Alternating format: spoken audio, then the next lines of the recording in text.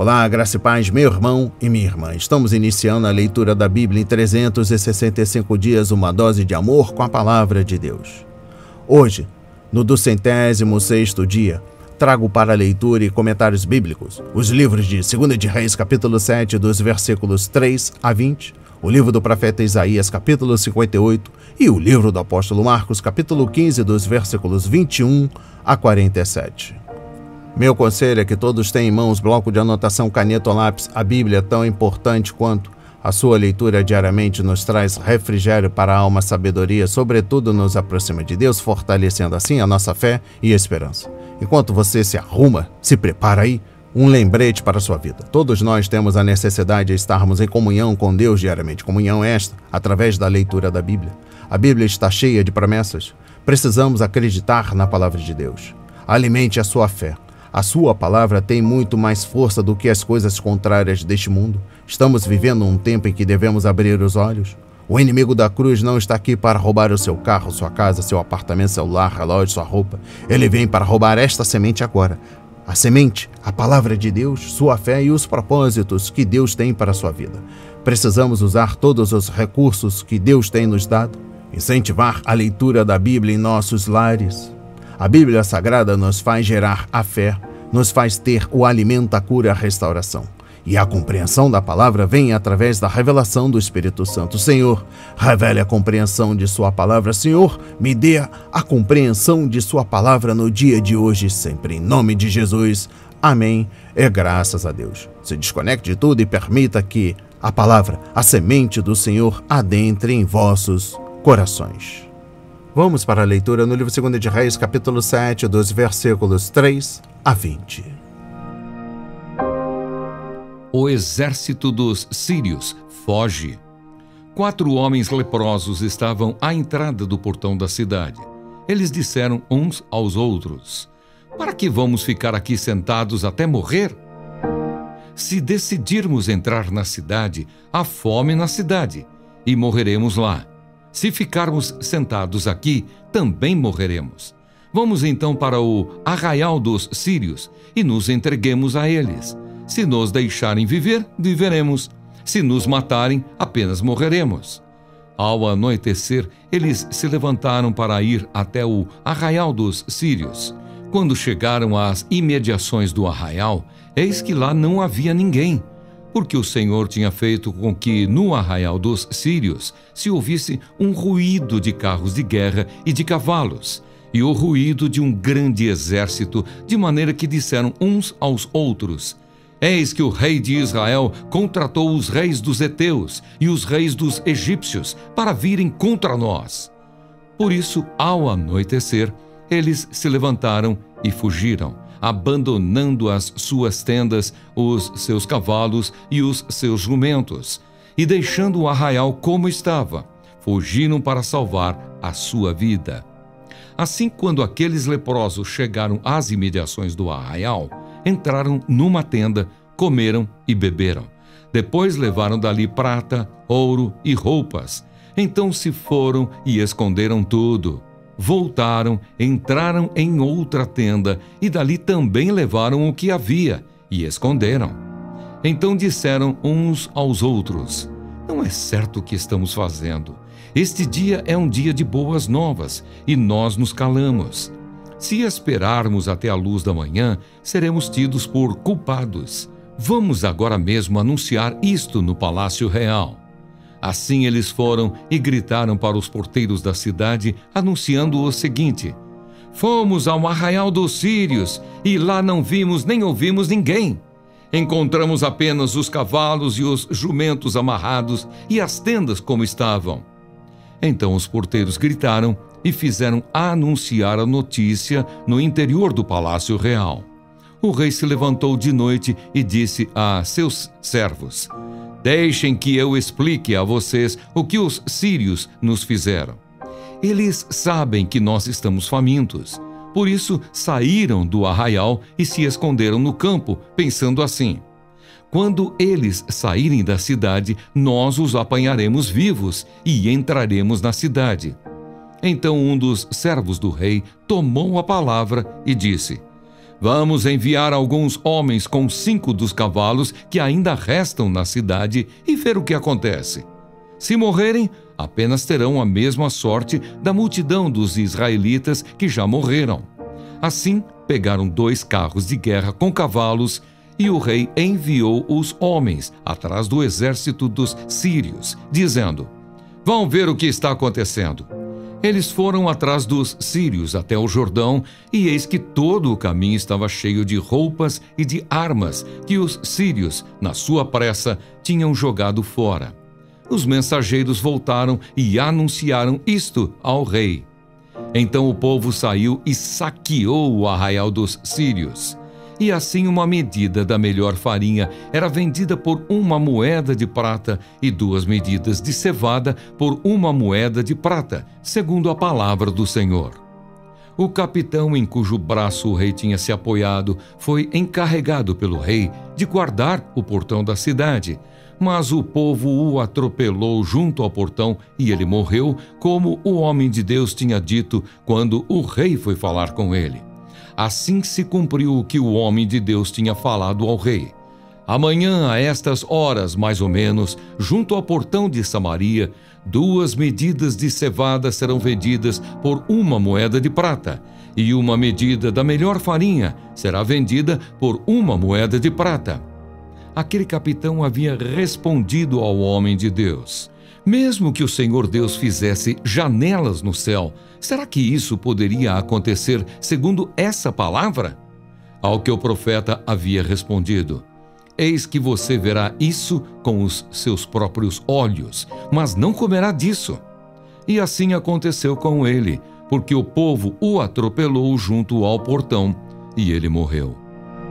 Então Eliseu disse: ouçam a palavra do Senhor. Assim diz o Senhor: amanhã, a estas horas, mais ou menos, junto ao portão de Samaria, 1 medida da melhor farinha será vendida por 1 moeda de prata, e 2 medidas de cevada serão vendidas por 1 moeda de prata. Porém, o capitão em cujo braço o rei se apoiava respondeu ao homem de Deus: mesmo que o Senhor Deus fizesse janelas no céu, será que isso poderia acontecer? O profeta respondeu: eis que você verá isso com os seus próprios olhos, mas não comerá disso. Amém. Compreendendo o livro 2 de Reis, capítulo 7, dos versículos 3 a 20, trago o versículo 12. Um dos oficiais levou a mensagem ao rei, mais uma vez revelando sua descrença e pessimismo, conforme capítulo 3, versículos 10 e 13.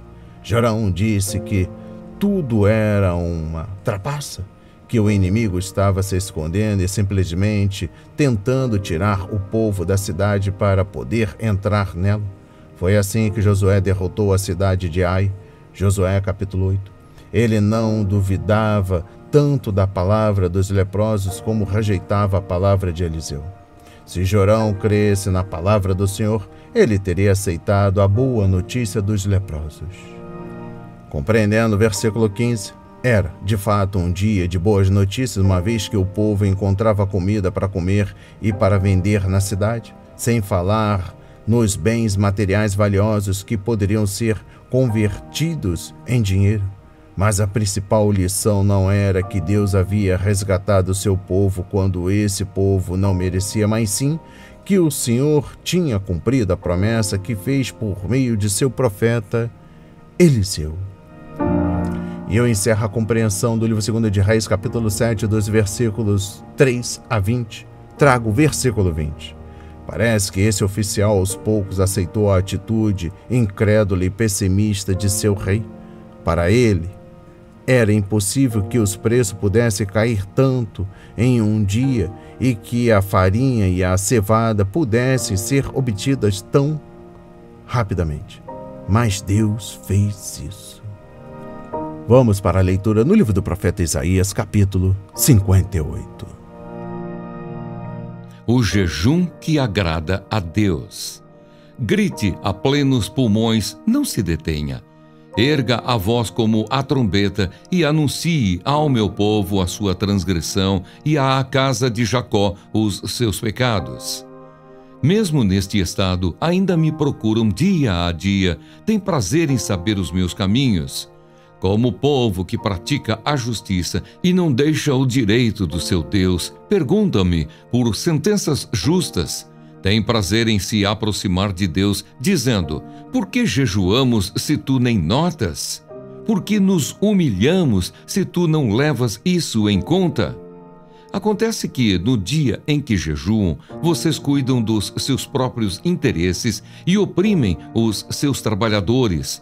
Eis que vocês jejuam apenas para discutir, brigar e bater uns nos outros. Jejuando assim como hoje, o clamor de vocês não será ouvido lá no alto. Seria este o jejum que escolhi? Que num só dia a pessoa se humilhe, incline a sua cabeça como o junco e estenda debaixo de si pano de saco e cinza? É isso o que vocês chamam de jejum e dia aceitável ao Senhor? Será que não é este o jejum que escolhi, que vocês quebrem as correntes da injustiça, desfaçam as ataduras da servidão, deixem livres os oprimidos e acabem com todo tipo de servidão?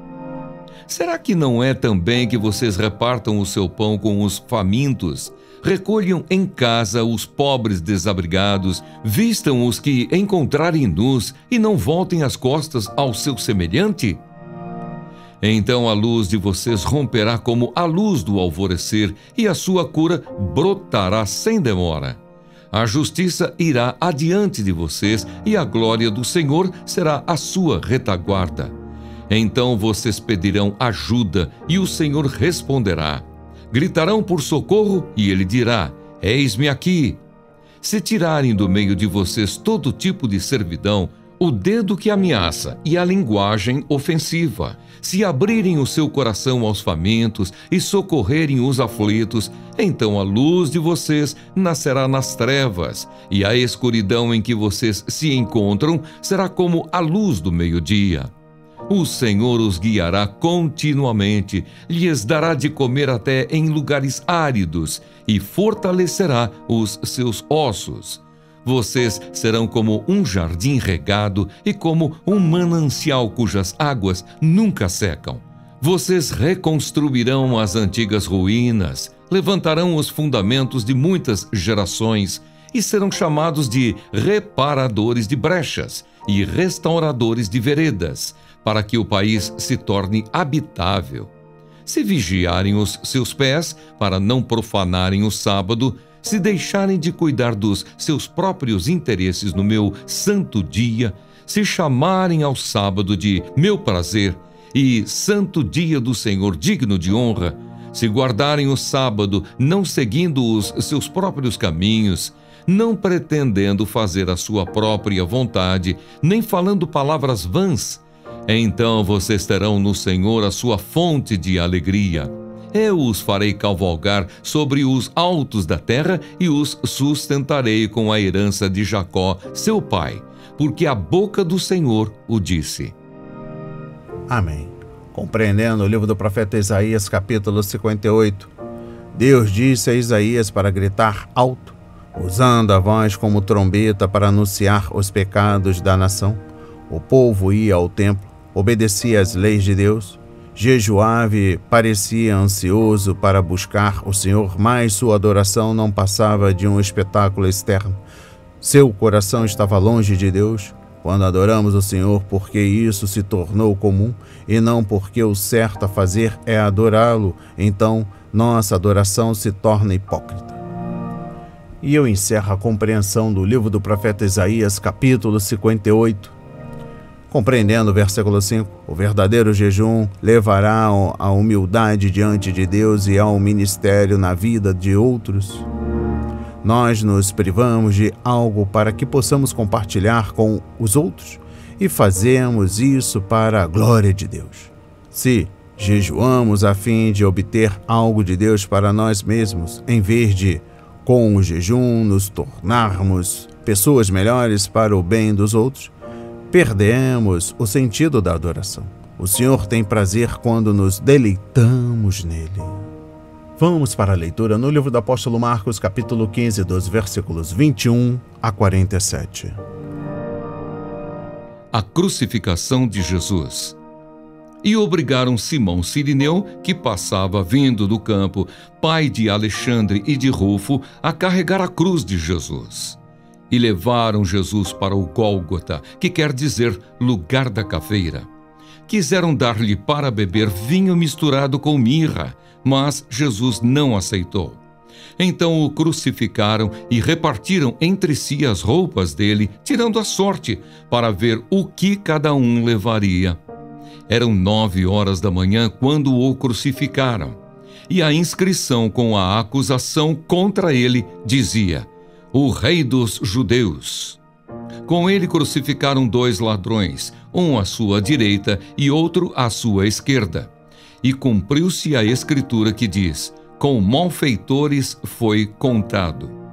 Os que iam passando blasfemavam contra ele, balançando a cabeça e dizendo: ah, você que destrói o santuário e em 3 dias o reedifica, salve a si mesmo, descendo da cruz.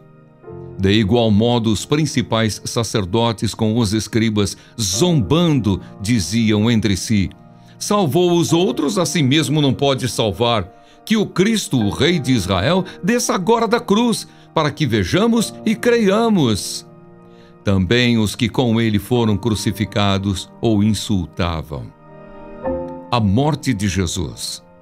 Chegando o meio-dia, houve trevas sobre toda a terra, até às 3 horas da tarde.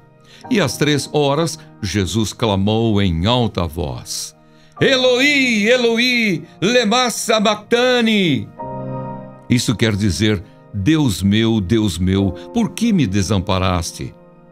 E alguns dos que estavam ali ouvindo isto diziam: vejam, ele chama por Elias. E um deles correu para embeber uma esponja em vinagre e, colocando-a na ponta de um caniço, deu-lhe de beber, dizendo: esperem, vejamos se Elias vem tirá-lo. Mas Jesus, dando um forte grito, expirou. E o véu do santuário se rasgou em 2 partes, de alto a baixo. O centurião que estava em frente de Jesus, vendo que assim havia expirado, disse: verdadeiramente, este homem era o Filho de Deus. Estavam também ali algumas mulheres, observando de longe. Entre elas estavam Maria Madalena, Maria, mãe de Tiago, o menor, e de José, e ainda Salomé. Quando Jesus estava na Galileia, essas mulheres o acompanhavam e serviam. E além destas, havia muitas outras que tinham ido com ele para Jerusalém. O sepultamento de Jesus. Ao cair da tarde, por ser o dia da preparação, isto é, a véspera do sábado, José de Arimateia, ilustre membro do Sinédrio, que também esperava o reino de Deus, dirigiu-se ousadamente a Pilatos e pediu o corpo de Jesus. Mas Pilatos admirou-se de que ele já tivesse morrido. E, tendo chamado o centurião, perguntou-lhe se havia muito que Jesus tinha morrido. Após certificar-se pela informação do comandante, cedeu o corpo a José.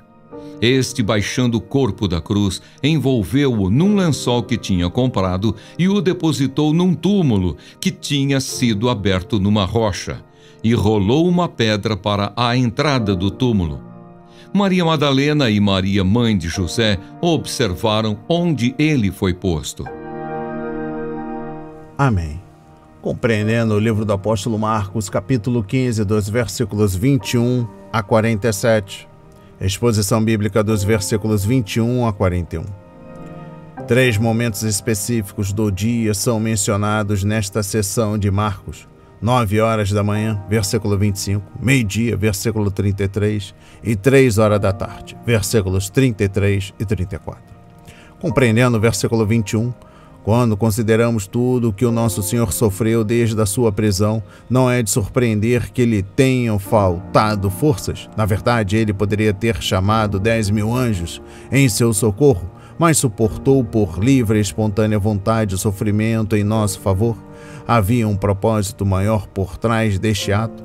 A vítima carregava a cruz porque havia sido considerada culpada. No entanto, no caso de Nosso Senhor, ele não tinha qualquer culpa. Somos nós os culpados. Compreendendo o versículo 22, Gólgota é uma palavra hebraica que significa caveira, embora em nenhum momento o texto explique o motivo pelo qual aquele lugar tinha esse nome. Quem visita a Terra Santa hoje vê o Calvário de Gordon, que tem o aspecto de uma caveira, mas os guias também apontam outro possível local da crucificação na igreja do Santo Sepulcro. Não sabemos o lugar exato onde o nosso Senhor foi crucificado, nem é importante que saibamos isso. O fato é que ele foi morto fora dos muros da cidade, no lugar de rejeição, conforme Hebreus 13, versículos 12 a 13, e morreu pelos pecados do mundo. Compreendendo o versículo 25, muitos dos leitores de Marco provavelmente testemunharam outras crucificações, então qualquer detalhe teria sido desnecessário. Aquela forma de condenação era uma coisa tão abominável que não costumava ser muito mencionada em uma sociedade respeitável, assim como não discute muito hoje em dia detalhes sobre execuções por injeções letais ou cadeira elétrica nos países onde a pena de morte é adotada. Basta dizer que a crucificação é uma das mais horríveis formas de morte já inventada pelo homem. Leia o Salmo 22 para obter uma descrição de algumas das agonias de Nosso Senhor enquanto estava pendurado na cruz. Exposição bíblica dos versículos 33 a 41. Dois eventos marcantes ocorreram na morte de Jesus. Houve um terremoto, conforme Mateus 27, versículo 51, e a cortina do santuário do templo se rasgou no meio.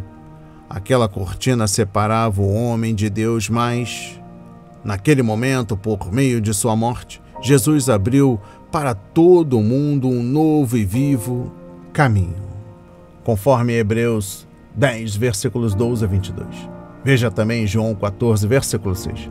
Houve um terremoto no Sinai quando a lei foi dada, conforme Êxodo 19, versículos 16 a 18. Mas agora a lei se cumpriu em Jesus e a maldição dela foi removida, conforme Romanos 10, versículo 4, Gálatas 3, versículos 10 a 14. Por meio de seu sacrifício, Cristo comprou não só a liberdade da lei, mas também a liberdade de todo o sistema sacrificial. Compreendendo o versículo 33, ao meio-dia uma escuridão sobrenatural abateu-se sobre a terra. Era o sinal de que toda a criação se condoeu com o Criador enquanto ele sofria. Este foi, na verdade, um milagre e não algum fenômeno natural, como o eclipse que obscurece a luz do sol. Não seria possível haver um eclipse durante a lua cheia na Páscoa. Por meio dessa escuridão, Deus estava dizendo algo para o povo. Compreendendo o versículo 41, é comovente ver como as mulheres ficaram perto da cruz até o fim. João também esteve lá, mas ele levou Maria, mãe de Nosso Senhor, para a casa dele, onde poderia cuidar dela, conforme João 19, versículos 25 a 27. Mulheres fiéis foram as últimas pessoas a permanecer junto à cruz na sexta-feira e as primeiras a chegar ao túmulo de Jesus no domingo. Que contraste com os discípulos que se orgulhavam de dizer que morreriam por ele, mas fugiram com medo diante da morte iminente de seu mestre. A Igreja de Jesus Cristo deve muito ao sacrifício e à devoção de mulheres fiéis. E eu encerro a leitura da Bíblia em 365 dias e também da compreensão do livro do apóstolo Marcos, capítulo 15, dos versículos 21 a 47, com a exposição bíblica dos versículos 42 a 47. João registra que José de Arimateia estava acompanhado de Nicodemos, conforme João 19, versículo 33. Parece óbvio que Deus preparou esses dois homens e os conduziu em suas atitudes em relação ao Filho de Deus. Nicodemos foi ter com Jesus em particular, conforme João 3, e até o defendeu perante o concílio, João 7, versículos 45 a 53. Particularmente, acredito que José e Nicodemos examinaram as Escrituras juntos e descobriram, guiados pelo Espírito, que o Cordeiro morreria na Páscoa. É possível que eles estivessem escondidos no túmulo novo quando Jesus morreu. Era uma simples questão para José ir até Pilatos, pedir permissão para levar o corpo e, para Nicodemos, guardá-lo até que a liberação oficial fosse dada. Se esses homens não tivessem agido com coragem, o corpo de Jesus teria sido descartado como se fosse lixo. As palavras de hoje foram semeadas para as nossas vidas, para a honra e a glória do Senhor. Receba este alimento diário, não hesite, compartilhe. Deus está interessado na minha e na sua dor. Que Deus nos abençoe.